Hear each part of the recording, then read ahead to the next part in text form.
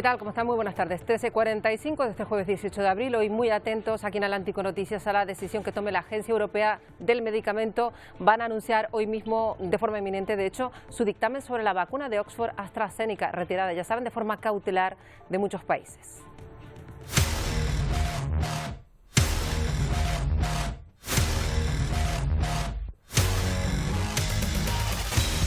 Pues ya hace unos días, lo vimos aquí, la agencia adelantó que consideran que es mucho mayor el beneficio que el riesgo que pueda suponer la vacuna. Eso sí, podría ocurrir que la agencia requiriera información adicional, con lo que la pausa a la administración podría alargarse.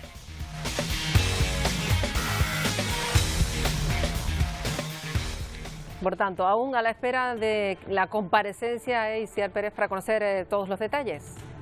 Sí, Marta, y está previsto a que esa comparecencia se dé a las 3 horas Canarias, aunque estaremos muy pendientes aquí en Atlántico Noticias por si hay algún adelanto. Todo apunta a la previsión es que se continuará vacunando con la fórmula de AstraZeneca, aunque con restricciones a las personas con más riesgo. La OMS pide calma e insiste, la fórmula de AstraZeneca tiene menos riesgos que beneficios. Muy atentos a este asunto. Más cuestiones que les contamos hoy. Hay miles de familias que residen en barrios marginales de Sao Paulo, en Brasil, que no pueden pagar el transporte público para acudir precisamente a los centros de vacunación. Pero ahora, gracias a ONGs, se pueden trasladar a bordo de coches de Uber y además de forma gratuita. Y desde hoy, en Baleares, se va a exigir una prueba PCR negativa a los viajeros que lleguen desde cualquier rincón de España, sin excepciones. El gobierno balear teme la llegada masiva de turistas durante la Semana Santa. Y el Congreso de los Diputados ha dado luz verde a la ley de la eutanasia. Muchísimas gracias a todos los que llevaron hasta aquí esta ley. Con la aprobación de Pues es una de las noticias del día. España se convierte así en el quinto país que regula esta norma y que permite, según sus defensores, una muerte digna. Vamos a ayudarlos a ustedes, ¿vale? Siempre. Los 41 inmigrantes que pasaron la madrugada del pasado miércoles en la calle a las puertas de un hotel en Puerto de la Cruz, en Tenerife, ya están en el centro de las canteras. La mayoría, asegura, son menores de edad. Van a estar en el campamento de las canteras hasta saber si lo son realmente. Y hoy hablaremos de datos de violencia machista alrededor del mundo, un gravísimo problema social que aún está muy lejos de solucionarse. Miguel Vega. El 40% de las mujeres de todo el mundo ha sufrido o sufre algún tipo de violencia por el simple hecho de ser mujer. Por eso Naciones Unidas sigue pidiendo más políticas de concienciación. Gran parte de los feminicidios se producen dentro del círculo familiar. Según varios organismos internacionales, cada día mueren más de 137 mujeres a manos de su pareja. Una dramática situación que aumenta según el continente. Hoy analizaremos en Atlántico Noticias estas duras cifras que deja la violencia machista. Más cuestiones que hoy abordamos. Las autoridades del estado de Georgia, en Estados Unidos, investigan cuál fue el motivo de que un joven de 21 años acabara a tiros con la vida de 8 personas en varias salas de masajes asiáticas. En un primer momento se pensó que se trataba de ataque racista, aunque el detenido lo ha desmentido. Luego lo vemos. Y en Perú hay huelga del transporte y esto está provocando situaciones desesperadas. No hay trenes de pasajeros, la gente se sube a los de mercancías para poder llegar a sus trabajos. Las guaguas no dan abasto. Y hay una imagen que hoy veremos, la de la Virgen de los Desamparados, patrona de Valencia, ha recorrido las calles de la ciudad a bordo de lo que han denominado Madre Móvil. De nuevo se suspende la ofrenda poco antes de las fallas y esta ha sido la solución.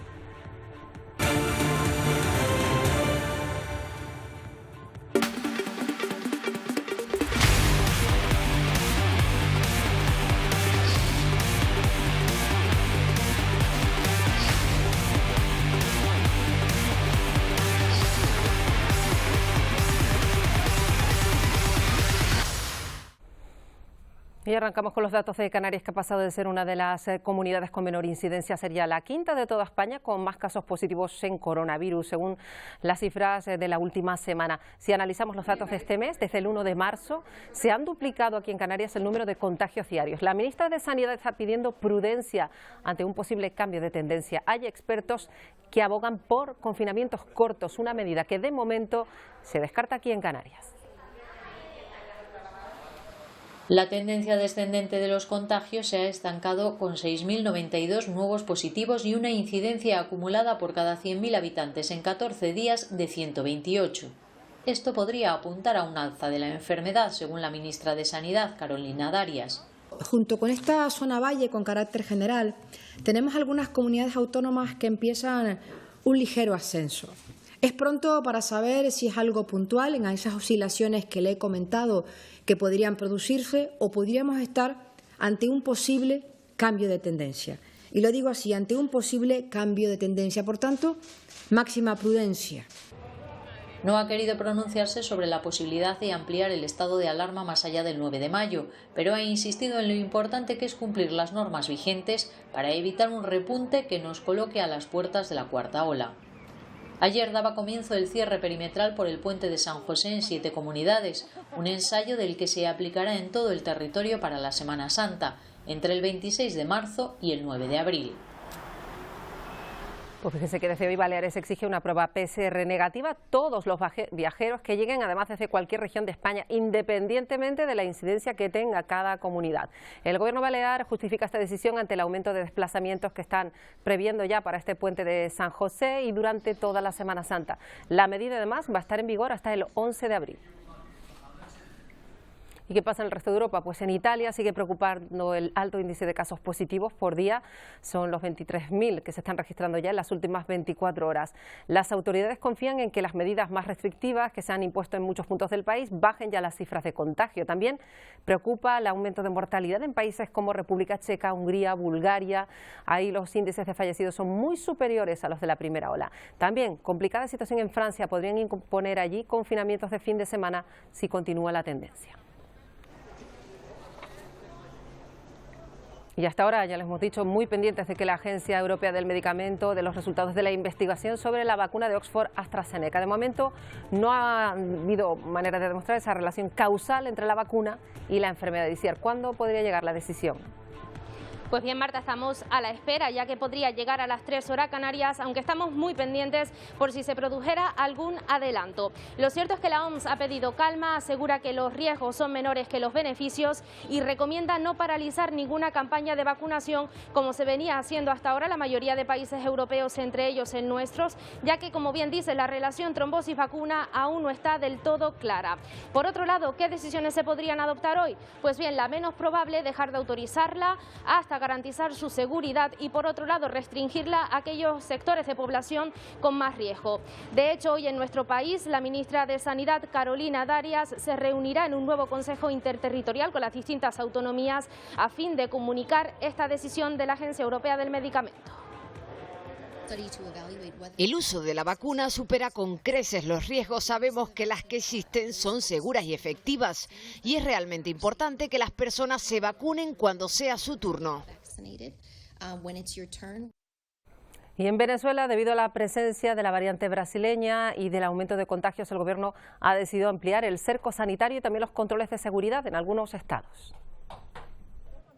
Cumplido un año del inicio de la pandemia, Venezuela ha registrado 147.028 casos de COVID-19. Sin embargo, según el gobierno del país sudamericano, durante las últimas 24 horas se registraron 540 nuevas infecciones y varios de ellos con la variante brasileña.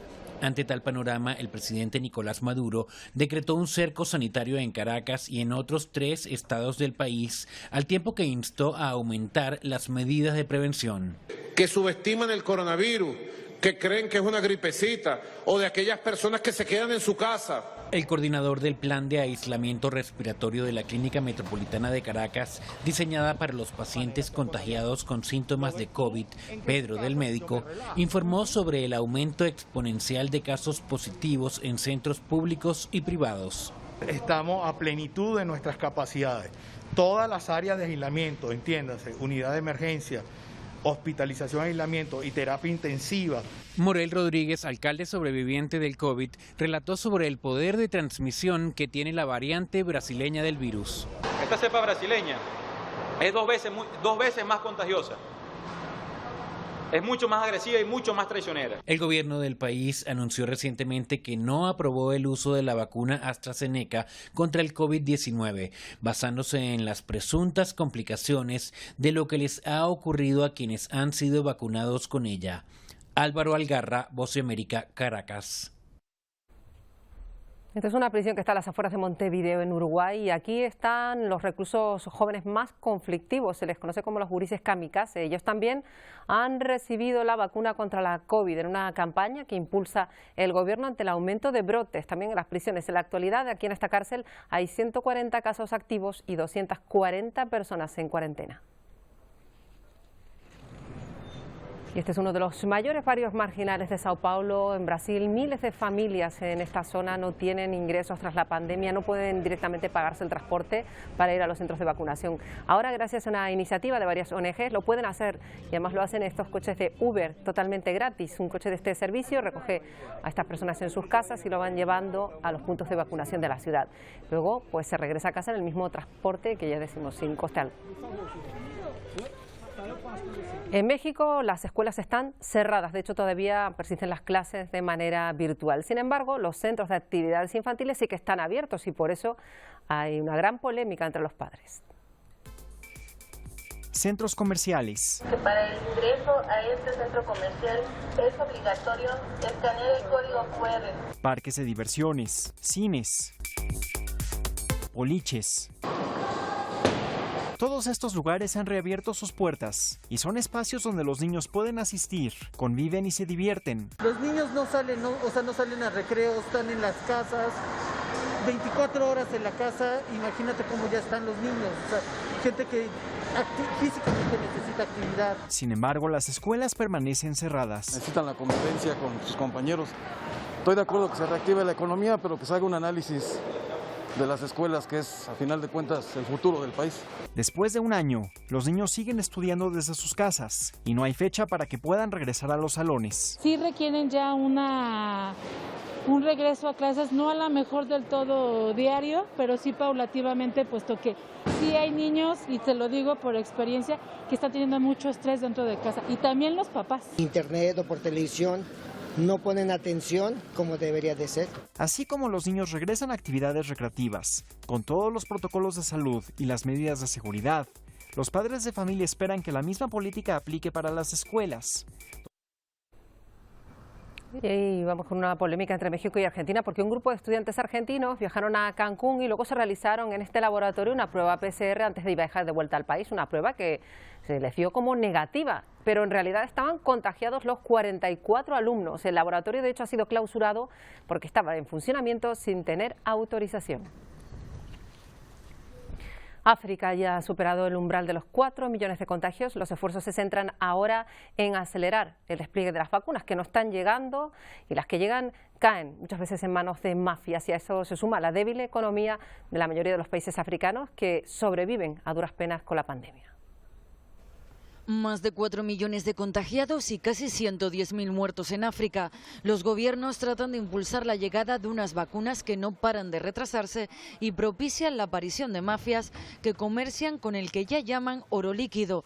Sudáfrica ha pedido hasta en 3 ocasiones suprimir las patentes. El G20 siempre se ha negado. Podrían conseguir medicamentos genéricos mucho más baratos y que podrían llegar a la población de forma muy rápida y a precios bastante asequibles, pero que si les cierran esta puerta no pueden conseguirlo. Entonces, gente que podría sobrevivir muere. Mientras la pobreza en África sigue aumentando al tener que pagar deudas externas que no les permiten comprar suficientes vacunas ni realizar campañas de inoculación. Hay países en África subsahariana que están destinando 5 veces al pago de la deuda lo que destinan a salud. Y si no hay vacunas públicas, surgen soluciones privadas. Y es ahí, en mejorar la economía, donde está la clave para reducir la pandemia y también la migración. Sin apoyo y solidaridad será imposible que el continente vecino se recupere.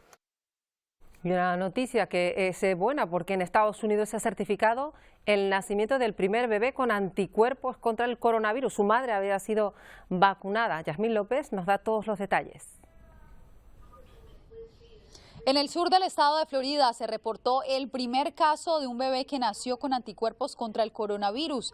Se trata de la hija de una trabajadora de la salud, quien a sus 36 semanas de embarazo habría recibido su primera vacuna contra el COVID-19, que de hecho era de la empresa estadounidense Moderna. Solo 3 semanas después de ser inmunizada, la mujer dio a luz y al cortar el cordón umbilical de la bebé, los médicos analizaron su sangre y se encontraron con que la niña ya contaba con los anticuerpos. Aunque el hecho representa una esperanza para el gremio de los científicos sobre una posible protección contra el virus para la bebé, ellos resaltan que es necesario hacer más investigación. Lo que sí dicen es que esta es una razón más para que las madres gestantes decidan vacunarse contra el COVID-19. Esta es la información que se registra desde Washington, D.C. Les informó Yasmín López de La Voz de América para la Alianza Informativa Latinoamericana. Bueno, pues no dejamos Estados Unidos, porque vamos a empezar ya el repaso que cada semana hacemos con las noticias más destacadas de Estados Unidos, precisamente con la periodista María Rosman. ¿Qué tal, María? Muy buenas tardes. Hola, muy buenas tardes. Vamos a empezar, si te parece, por una noticia que hoy copa pues los primeros titulares de internacional de toda la prensa en Europa.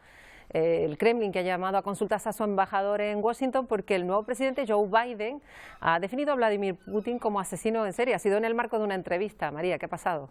Sí, las tensiones desde luego están creciendo a marcha forzada, y es que en una entrevista con la cadena ABC, en ABC News, el presentador Stephanopoulos le preguntó a Biden si pensaba que Putin era un asesino, y el presidente contestó que sí. Inmediatamente el Kremlin empezó ya a decir que quieren que se disculpe, que esto no es apropiado, y vamos a ver hasta qué punto esto se va a ir desarrollando, porque puede traer consigo bastantes medidas por parte de ambos países, porque ya también en ese momento, durante esa entrevista, Biden dijo que Rusia va a empezar a ver las consecuencias por haber participado por su injerencia en las elecciones de 2020, ¿no? Y ya también Rusia, por su parte, dijo que van a haber consecuencias si no se produce esta disculpa. Así que todos pendientes en Europa, más que en Estados Unidos. Eso es lo curioso del caso, Marta. Efectivamente, porque está teniendo muchísima repercusión, lo están definiendo incluso como una de las mayores crisis diplomáticas de cuantas se han producido en las últimas décadas. Veremos qué queda de sí. Por cierto, que Joe Biden está también enfrentándose a otro problema que no tiene que ver con el coronavirus. De hecho, es un desafío terrible lo que tiene por delante, el aumento de migrantes, el mayor que se ha producido en los últimos 20 años hacia Estados Unidos, huyendo de la pobreza, con esa esperanza que tienen en ese cambio de política que ya anunció Biden. Ahora les dice el propio Biden que se queden en casa. Lo escuchamos. Sí, puedo decir con bastante claridad, no vengas. Estamos en proceso de regularlo y no va a tomar mucho tiempo poder solicitar asilo en el lugar. Así que no abandones su pueblo, ciudad o comunidad. Bueno, han visto lo claro que ha sido, ¿verdad, María? Joe Biden en una entrevista hace algunas horas que pedía directamente a esa gente que está yendo a la frontera que no vaya. No sé si ese mensaje llegará, porque la gente sigue con la esperanza, ¿no? Sí, ahora mismo sobre todo también ya el tema de la pobreza, la violencia, pero además todo lo que ha generado la COVID hace que mucha más gente se desplace, y ahora mismo que ya no está el presidente Trump en la Casa Blanca, sino tienen a un presidente que es más abierto al tema de la migración, pues realmente para ellos supone una esperanza.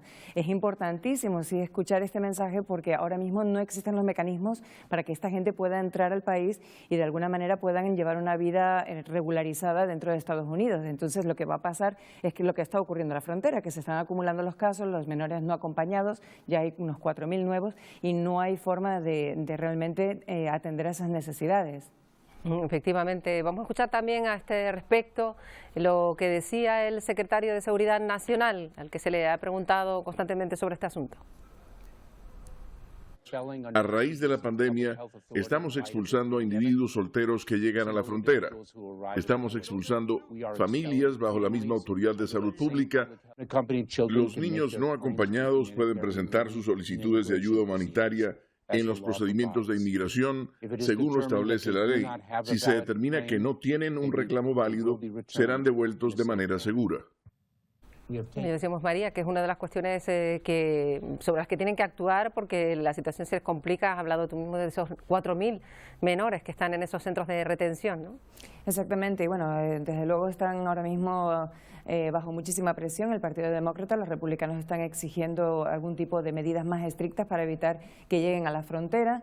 Mallorca no quiso en ningún momento definir la situación como una crisis, pero realmente es una situación bastante cercana, muy complicada la que están viviendo en estos momentos. Efectivamente. Vamos a hablar de otro asunto que ha sido noticia esta semana, María. Las autoridades, de hecho, están investigando cuál podría haber sido el motivo de que un joven de 21 años se acabara con la vida de 8 personas porque perpetró ataques a punta de pistola en varias salas de masajes asiáticas, ocurrido en Atlanta, en Georgia.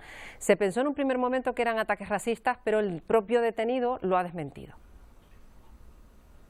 Robert Aaron Long, de 21 años, fue arrestado como el sospechoso del ataque a 3 salas de masajes en el área de Atlanta, en el que murieron baleadas 8 personas, incluyendo a 6 mujeres asiáticas y en los que un latino resultó herido. Debido a eso, se pensó que podía tratarse de un crimen de odio. Aún estamos en las primeras etapas de esta investigación, por lo que no podemos hacer esa determinación en este momento. Según las autoridades, Long confesó haber comprado un arma el mismo día del tiroteo y haber baleado a las víctimas, pero negó una conexión a la raza de las víctimas, señalando otra motivación. Hizo algunas indicaciones de que tenía algunos problemas, posible adicción al sexo, y que posiblemente visitó estos sitios en el pasado. Según el sheriff Frank Reynolds, Long expresó que veía los salones como una tentación para él que quería eliminar. Investigadores identificaron y atraparon rápidamente a Long gracias a video de vigilancia. Lograron detenerlo luego que sus padres alertaron a la policía que creían que su hijo podría ser el sospechoso y rastrearon su celular. Según la policía, en el momento de su captura, a 240 kilómetros al sur de Atlanta, Long dijo que iba rumbo a Florida con intención de cometer actos similares de violencia en una empresa relacionada con la industria del porno. La alcaldesa de Atlanta, Keisha Lance Bottoms, afirmó que independientemente del motivo, es una tragedia. Un crimen contra cualquier comunidad es un crimen contra todos nosotros. El FBI está ayudando en la investigación del tiroteo. Pues ya ven, el FBI atento a lo que habría motivado a esta persona, que ya ha desmentido que tuviera motivos, valga la redundancia, María, racistas, aunque había razones para sospecharlo, ¿no? Sí, todavía se está investigando. Es cierto que este tipo de salones en Estados Unidos suelen ser una tapadera para prostitución, pero la realidad es que en 2020 los crímenes contra personas asiáticas han aumentado en un 150%, y todo esto a raíz de que se empezara a denominar el coronavirus como el China virus, el virus de China, como le ha dicho el presidente Trump, incluso la semana pasada lo dijo en varias ocasiones. Esto ha hecho que muchísima gente, algunos son supremacistas blancos, estén atentando contra las vidas y la seguridad de muchas personas de la comunidad asiática, que también son estadounidenses y que por supuesto no tienen nada que ver con todo este asunto, y sí están siendo víctimas. Se está investigando, habrá que ver si realmente esto fue una cuestión, como dice esta persona, de una adicción sexual, o si realmente también está encubriendo una agenda diferente, que es la de venganza contra la comunidad asiática. Efectivamente, una comunidad que ya se ha apuntado, ha visto cómo han aumentado exponencialmente todas las agresiones, insultos. Hay muchísimos vídeos por todo Internet con denuncias de este tipo de agresiones. Se han sentido pues absolutamente en el blanco de todas las miradas de estas personas de odio, ¿no? Por precisamente lo que dijo Donald Trump en su momento, pero esto ha persistido muchos meses, ¿no?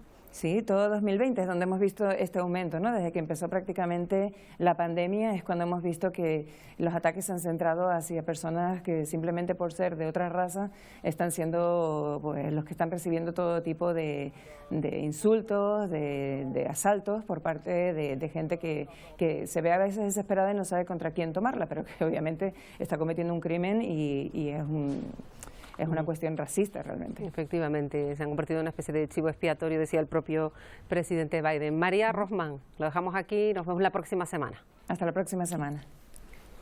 Bueno, vamos a ver lo que ocurre en Países Bajos. El Partido Popular por la Libertad y la Democracia del ministro en funciones, primer ministro en funciones Mark Rutte, ha ganado las elecciones parlamentarias del país, encadena así su cuarto mandato consecutivo al frente del gobierno. Lo hará con 35 escaños. Eso sí, los resultados definitivos se van a saber el próximo 26 de marzo. A pesar de la pandemia, la participación electoral fue del 83%, casi tan alto como hace 4 años. Muchos se animaban a votar de este modo en esta discoteca, acompañados de música en directo.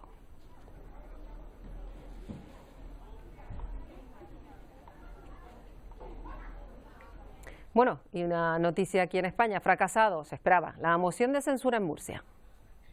Resulta rechazada la moción de censura contra el presidente de la Comunidad Autónoma de la Región de Murcia y su Consejo de Gobierno.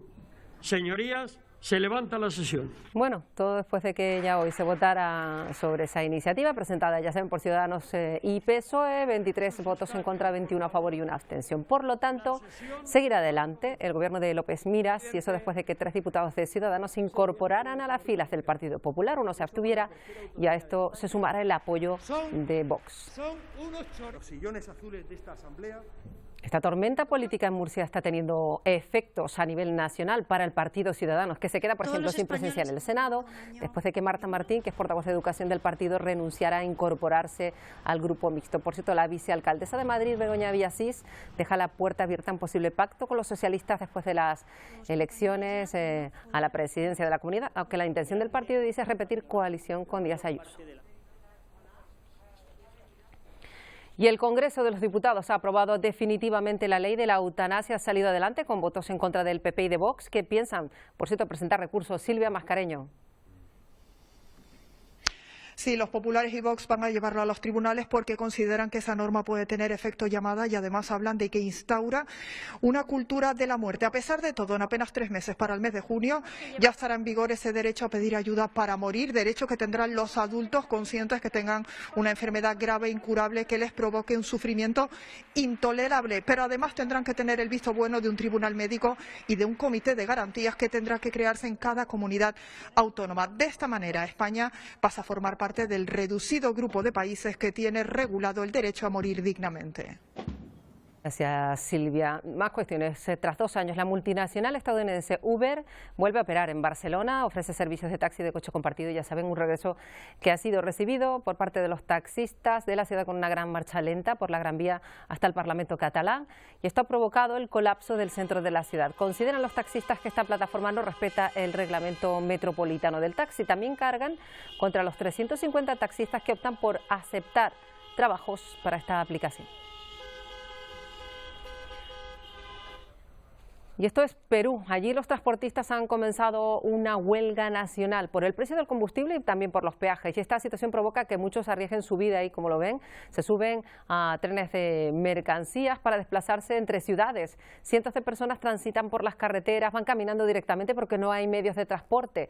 Los pocos minibuses que están en funcionamiento van repletos y es imposible guardar la distancia de seguridad en plena pandemia.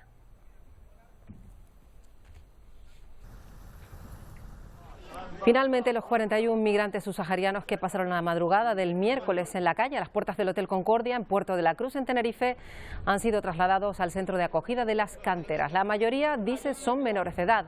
Hasta que se resuelva si efectivamente lo son, estarán en ese campamento en La Laguna. Vamos a ayudarlos a ustedes, ¿vale? Siempre. Siempre. Así se despedían las voluntarias de los 41 migrantes que afirman ser menores de edad y que tenían que haber sido trasladados el pasado martes desde un hotel en el Puerto de la Cruz hasta el campamento de Las Canteras. Agotados, pero sin perder la sonrisa, pasaron más de 24 horas en la calle para no ser considerados como adultos. Nosotros somos menores, no mayores. El campamento es para los mayores. Y por eso varios voluntarios se han volcado con su caso. Parece que tenemos que ir demostrándoles que son menores, cuando lo que debieran hacer es, a la menor duda de que son menores, tratarlos como menores. Sin embargo, todavía siguen siendo considerados como adultos. Para nosotros, desde hace meses son mayores, porque estaban identificados como mayores sin ningún problema. A las 10:30 de la noche, la guagua ponía rumbo al campamento de Las Canteras y desde las ventanas nos decían adiós. Ahora se reencontrarán con los que eran sus compañeros, que se encuentran en perfecto estado en el interior de este recurso.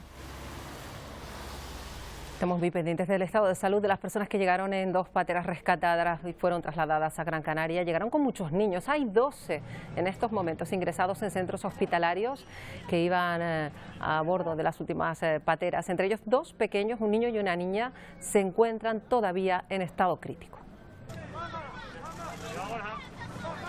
Hablamos ahora de más cuestiones. La migración y la crisis sanitaria provocan que los casos de violencia machista hayan aumentado en los últimos años. De hecho, hay varios organismos internacionales pidiendo que no se olvide esta lucha con este gravísimo problema social que mata a miles de mujeres cada año. Miguel Vega.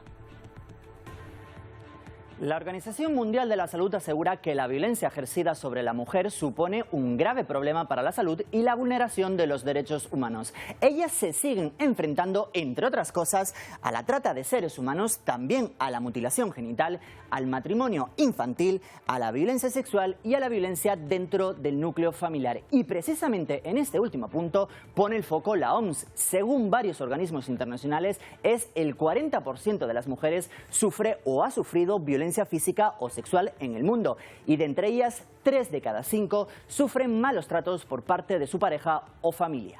Sexual violence against women and girls is rooted in centuries of male domination.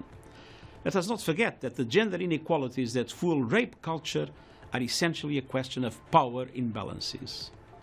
Stigma, misconceptions, underreporting and poor enforcement of the laws only perpetuate impunity. En los últimos años, varios son los gobiernos que han intensificado sus leyes para protegerlas, pero en 2017 más de 87.000 mujeres fueron víctimas de feminicidios por su pareja o familiares, es decir, que murieron 137 mujeres cada día. Supone el 58% de los asesinatos, pero analicemos estos datos por continentes. De las mujeres asesinadas, un 46% se produjo en América, un 69% en África, un 38% en Europa y un 59% en Asia. Solo 48 países en todo el mundo han integrado planes de prevención y más de 140 cuenta con algún tipo de legislación específica para estos casos de violencia machista.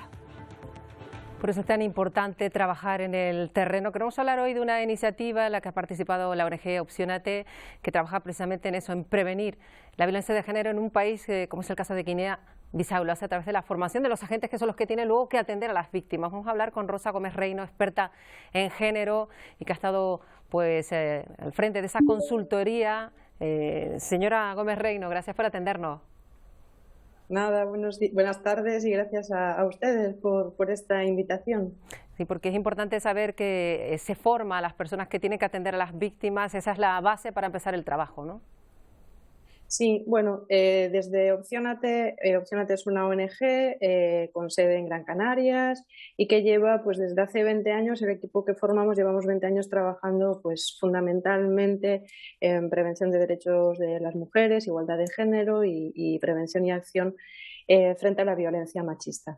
Específicamente en Guinea-Bissau pues llevamos unos años trabajando y hace pues, unos meses empezamos a través de un proyecto de la Unión Europea, financiado por la Unión Europea, en la prevención de la violencia de género y específicamente en la creación de centros de acogida a mujeres y niñas que han sido víctimas de violencia de género, física, psicológica, casamiento forzado, mutilación genital femenina y otras prácticas que bueno, dentro del país se consideran prácticas nefastas. Como se mencionaba anteriormente, Guinea-Bissau sí que tiene una legislación específica sobre violencia de género aprobada en el 2014, pero bueno, su implementación es muy lenta a falta de recursos y también bueno por la problemática también que atraviesa el propio país y más en este año y pico con el COVID. Por eso usted, que conoce bien lo que se vive ahí en ese país, ha estado pues pendiente de que haya pues toda esa red que pueda atender a las mujeres, es decir, que sepan cómo denunciar, que se les escuche en esa denuncia, que sepan que hay recursos para atenderlas si acaso son víctimas y sobre todo que sean independientes. Eso ya pues es un trabajo aún mayor, ¿no? Sí, bueno, Opciónate específicamente está haciendo una consultoría. Este proyecto es un proyecto ambicioso que está gestionado también por varias organizaciones ONGs internacionales, portuguesas, italianas y organizaciones locales. Y en el caso de Opciónate, pues por ser una ONG feminista y por tener también dentro del equipo que forma parte de Opciónate expertas y personas que hemos vivido muchos años también en Guinea-Bissau, pues acompañamos todo de diferentes componentes de este proyecto que tienen que ver con reforzar todo lo que es pues los reglamentos. Específicamente en Guinea-Bissau solo existe un centro de acogida que está de acogida, atendimiento a mujeres y niñas que han sido víctimas de violencia de género con 15 plazas y que son estancias de 6 meses, ¿no? Un poco para contextualizar también la realidad de Guinea-Bissau en este aspecto. Y ese centro de atención es un centro que gestiona una ONG con apoyos de diferentes agencias multilaterales de cooperación. Entonces, en el caso de Opciónate y en nuestro caso lo que estamos haciendo es acompañar, reforzar todos los diferentes componentes que las organizaciones internacionales que sí están con personal y de forma permanente allí, pues están implementando este proyecto de crear no solo el centro de acogida, reforzar el centro de acogida, sino a nivel comunitario crear personas que se formen y que puedan acoger a víctimas, que es lo que está sucediendo ahora mismo. Bueno, pues agradecemos muchísimo ya a Rosa Gómez Reino que nos haya contado la situación que se vive ahí en Guinea-Bissau y los esfuerzos que se hacen para mejorar en este asunto. Gracias por atendernos. No, gracias a ustedes. Hasta una próxima. Y buenas tardes. Muy buenas tardes también desde Canarias. Nosotros vamos ahora a hablarles de China, de Wuhan. Seguro que les suena de esa ciudad, la que inició además la pandemia. Ahora tratan allí de recuperar la normalidad y hay un símbolo de esa ciudad que era la floración de los cerezos con la llegada de la primavera. Desde allí nos lo va a contar Chi Yi, que es reportera del canal asociado a la Alianza Informativa Latinoamericana. Calla.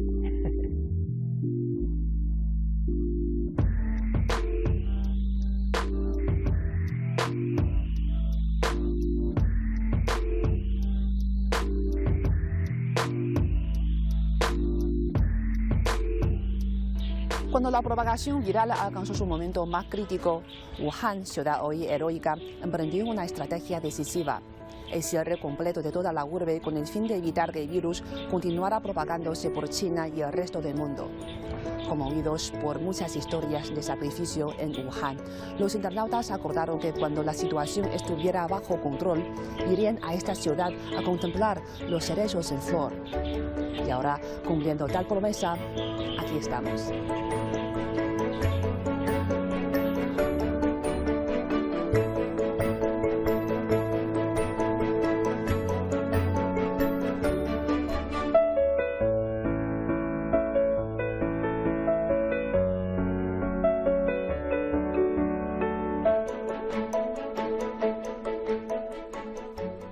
Ahí tienen la imagen de la Virgen de los Desamparados, la patrona de Valencia, y ahí ven cómo recorría las calles de la ciudad como consecuencia de la pandemia. Se ha suspendido, además, por segundo año consecutivo, la ofrenda, que es uno de los actos más multitudinarios previos a las fallas. El vehículo acristalado en el que se ha trasladado la imagen de la Virgen, se le conoce como Madre Móvil, ahí lo ven, pues ha recorrido varias horas los barrios de Valencia. Eso sí, lo ha hecho sin detenerse para evitar cualquier tipo de aglomeración. Durante generaciones los neoyorquinos han tenido un lugar de encuentro, el reloj Waldorf Astoria, que ha sido objeto recientemente de una restauración. Está expuesto, de hecho, en la Sociedad Histórica de Nueva York. Encuéntrame en el reloj ha sido una de las frases más tradicionales de los neoyorquinos, que durante un siglo han utilizado el reloj Waldorf Astoria como punto de encuentro. Exhibido en el vestíbulo de un hotel que lleva su nombre, el legendario reloj está ahora a la vista de la Sociedad Histórica de Nueva York, mientras el hotel está en renovación. El reloj fue un regalo de la reina Victoria de Inglaterra e hizo su debut público en la Feria Mundial de Chicago en 1893. Creo que se mostraron bastantes relojes en esa exposición y creo que la tecnología y la mecánica detrás de los relojes siempre han fascinado a la gente. El artefacto ha visto a políticos, miembros de la realeza e incluso ha jugado un papel en películas. Está claro que el objetivo era presentar una muestra representativa de hombres estadounidenses importantes que datan desde la época de la Revolución Americana hasta 1893. Debajo de los retratos plateados se encuentran los que fueron logros históricos de la época en Estados Unidos. Está el puente de Brooklyn, la construcción de ingeniería más impresionante en ese momento junto a las carreras de bicicletas. Muchos de los deportes que ves representados en el reloj se relacionan con diferentes deportes organizados que fueron populares durante la época. En el siglo XXI, el mecanismo del reloj difícilmente puede hipnotizar al público como lo hacía hace más de un siglo, pero su papel hoy es diferente, ya que cada centímetro del magnífico artefacto, ya sea la torre de madera decorada con oro o un hermoso medallón de plata, se pueden leer como un libro de historia de lo que se consideraban logros hace 27 años. Yasmín López, Voz de América.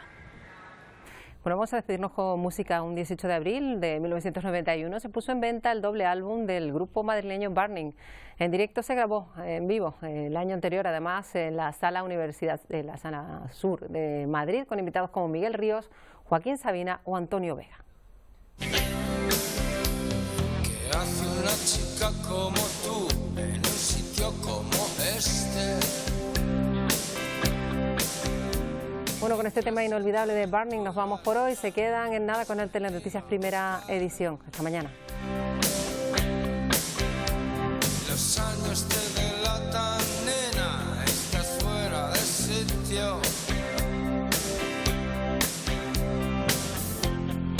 Vas de casa.